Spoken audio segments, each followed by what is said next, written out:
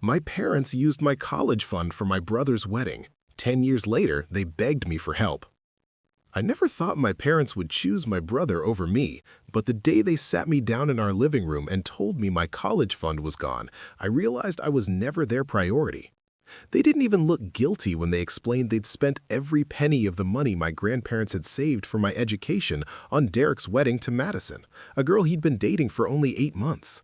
I was 17, about to start my senior year of high school, and suddenly my entire future felt like it was crumbling beneath my feet. My mom kept saying it was a family investment and that Derek's happiness was important. But what about mine? I sat there in shock, unable to process that the $80,000 my grandparents had carefully set aside for me was just gone, spent on ice sculptures and an open bar that my brother's friends got drunk at. The worst part wasn't just losing the money, it was watching my parents act like I was being selfish for being upset about it. My dad told me I was too focused on material things and that I should be happy for my brother's special day. My mom cried and said I was tearing the family apart by not understanding that sometimes sacrifices have to be made for the people we love. But I noticed they weren't making any sacrifices themselves. They weren't giving up their retirement fund or selling their boat or doing anything that actually affected their lives. Instead, they took money that wasn't even theirs to take, money my grandparents had specifically saved for my education, and handed it over to Derek like it was nothing. I remember my grandmother had made my parents promise they'd use that money only for my college, and they looked her in the eye and agreed. But apparently that promise meant nothing when Derek wanted his dream wedding. I spent the next few weeks in a daze, watching my brother and Madison plan their elaborate honeymoon to Bali while I tried to figure out how I was going to pay for college. My friends were all excitedly talking about which universities they'd gotten into and comparing financial aid packages, and I had to smile and pretend everything was fine. I applied for every scholarship I could find, spent hours writing essays about overcoming adversity, and took on 2 part-time jobs to start saving whatever I could. The guidance counselor at school tried to help me navigate financial aid, but the reality was brutal. Without my college fund and with my parents' income counting against me for aid purposes, I was going to have to take on massive student loans or give up on my dream of becoming an engineer. I watched Derek's wedding from the sidelines, seeing my future being celebrated away in champagne toasts and expensive floral arrangements, and I felt something inside me break. The wedding itself was absolutely ridiculous. Everything my parents had promised me didn't matter was apparently essential for Derek's big day. There was a live band, a videographer who followed them around like they were celebrities, and centerpieces that cost more than my monthly salary from both my part-time jobs combined. Madison wore a designer dress that cost $8,000, and Derek had a custom-made suit that he'd probably wear once in his entire life. I did the math in my head during the reception, calculating how many semesters' worth of tuition was being consumed in crab cakes and filet mignon. My parents looked so proud and happy, posing for photos and making speeches about love and family, and not once did they seem to think about what they'd stolen from me. When my mom asked me why I wasn't smiling in the family photos, I wanted to scream, but instead I just excused myself and spent the rest of the evening sitting in the parking lot. I made a decision that night that I was done expecting anything from my parents, and I was going to build my future entirely on my own.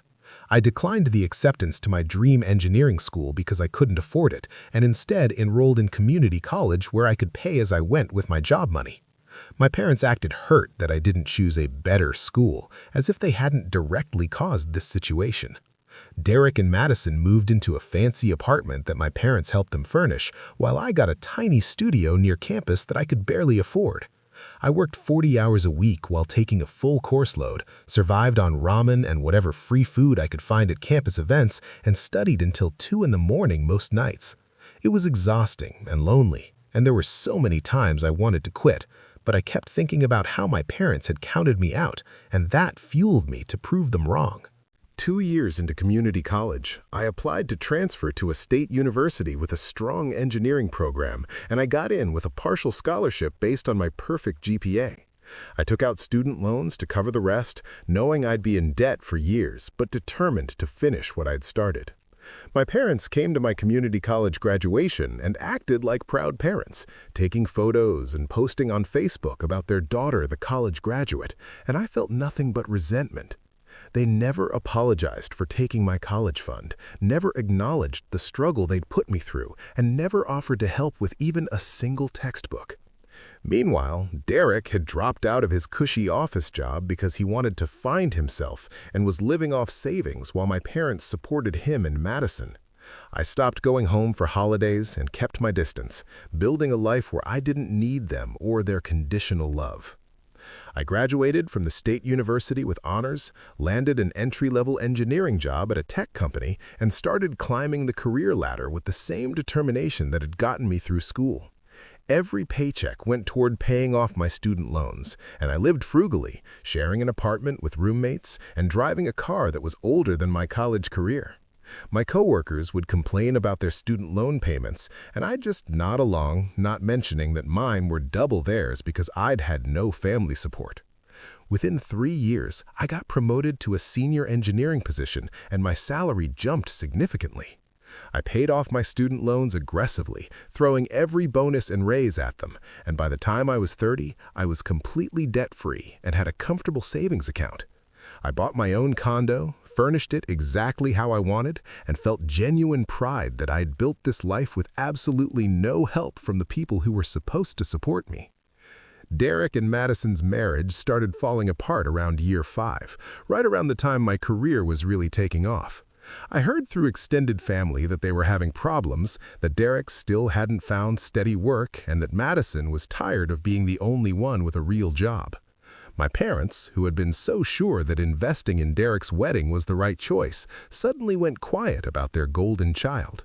They'd occasionally reach out to me with awkward text messages asking how I was doing, but I kept my responses polite and brief. I didn't tell them about my promotions, my condo purchase, or the fact that I was being headhunted by major tech companies. They'd made it clear where I stood in their priorities, and I didn't owe them updates on the success I'd achieved despite their betrayal.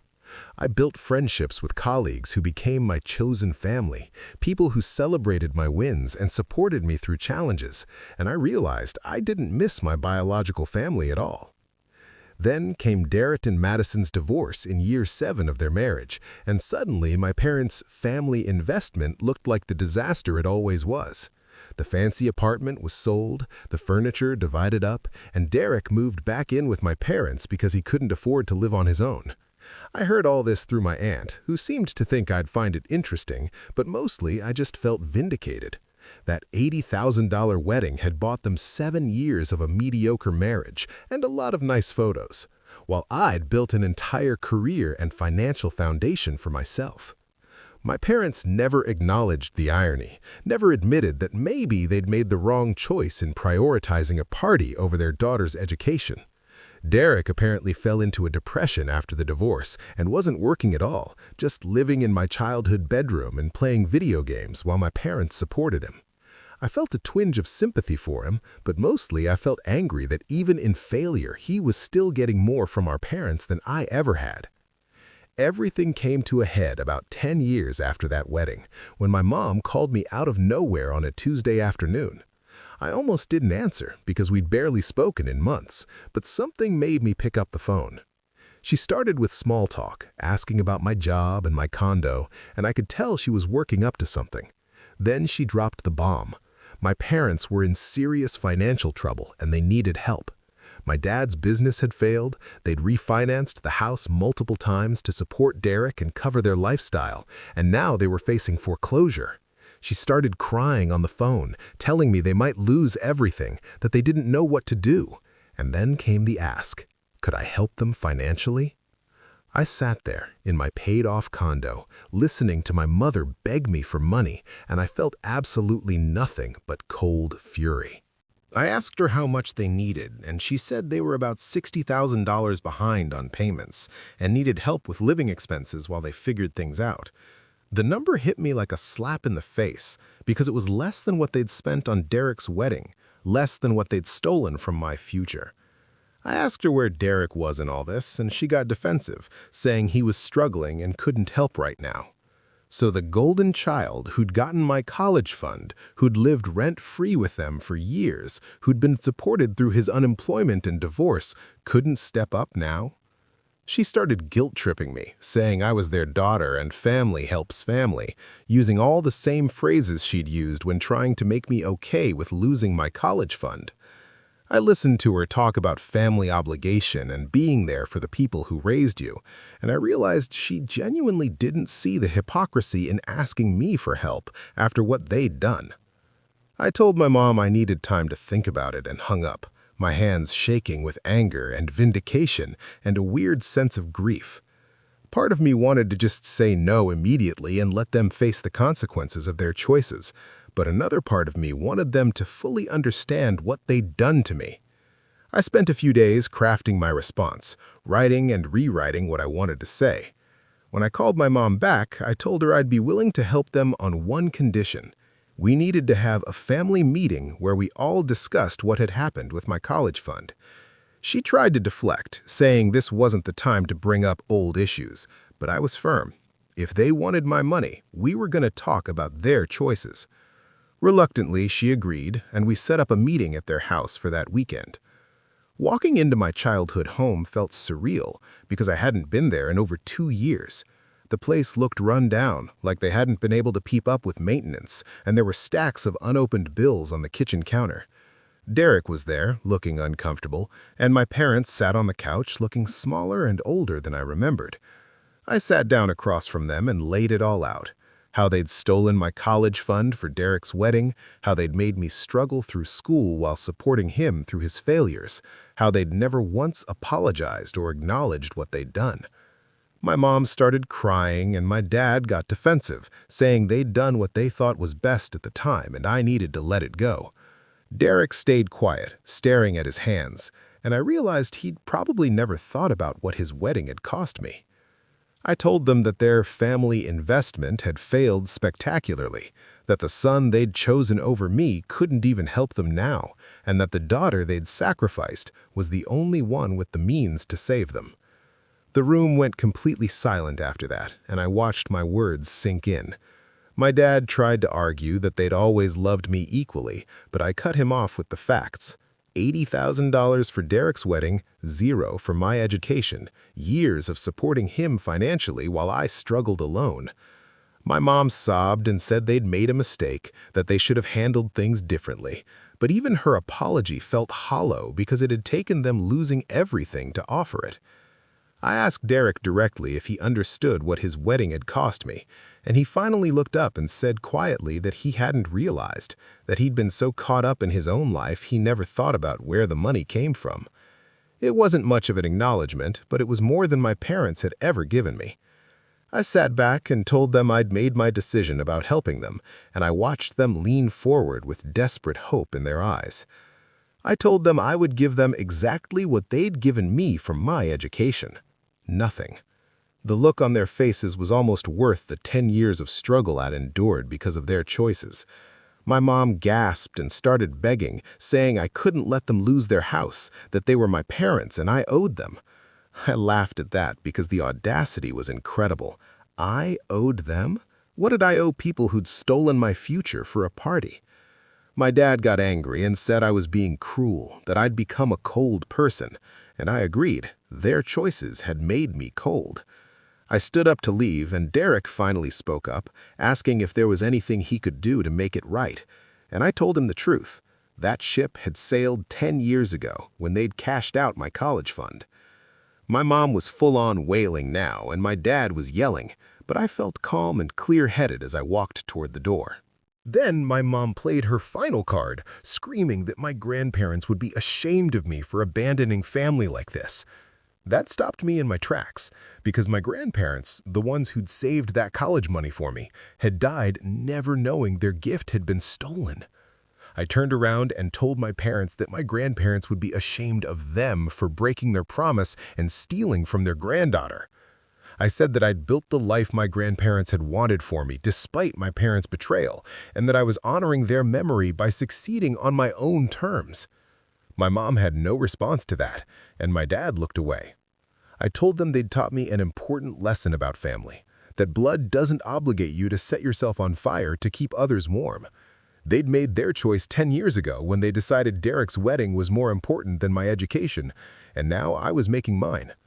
I walked out of that house and didn't look back, ignoring the calls and texts that flooded my phone over the next few days.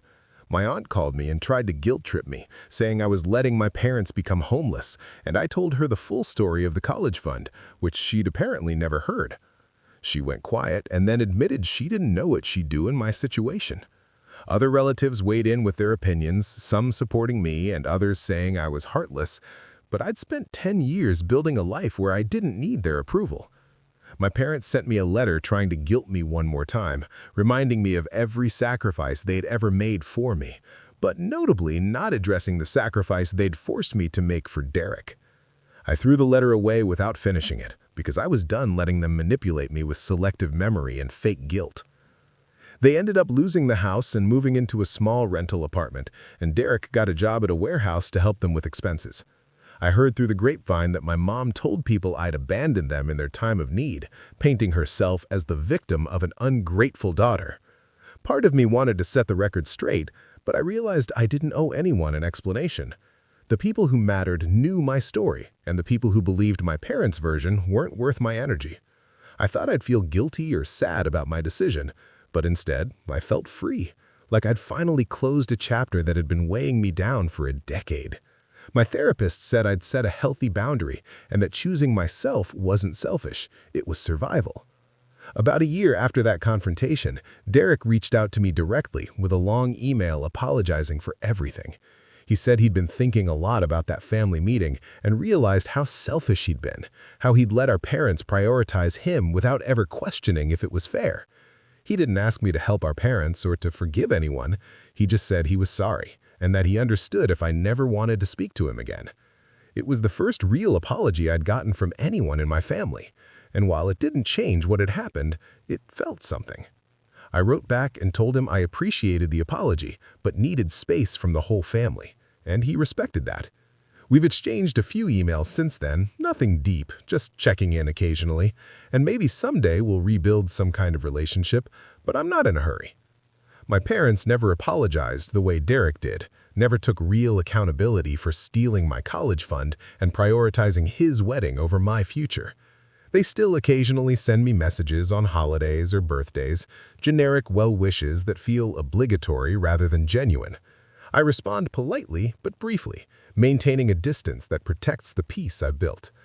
Sometimes I wonder if they truly understand what they did to me, or if they've convinced themselves that I'm just an ungrateful daughter who abandoned them. The truth is, I didn't abandon them. They abandoned me first when they chose to value a party over my education, when they chose Derek's comfort over my struggle, when they chose to ask for my help without ever acknowledging their betrayal. I built a successful career, paid off massive debt, bought a home, and created a good life for myself, and I did it all without them.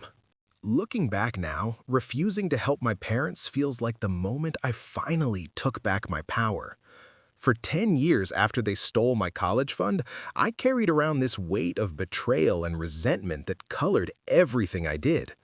Every success felt bittersweet because part of me was still that 17-year-old girl whose parents chose her brother over her. But walking out of their house that day, refusing to be their financial savior after they'd refused to be mine, changed something fundamental in me. I realized I didn't need their validation or approval. I didn't need them to admit they were wrong, and I definitely didn't need to sacrifice myself again to make them comfortable. They'd taught me that family could be conditional, so I made my love conditional too. I'd care about them when they showed they cared about me. And since that never happened, I was free to move on. The people who judge me for not helping my parents don't know what it's like to have your future stolen from you. They don't know about the nights I cried myself to sleep in my tiny studio apartment, exhausted from working and studying, wondering if I'd ever make it. They don't know about the graduation ceremony where I walked across the stage alone because my parents were too busy supporting Derek through his latest crisis.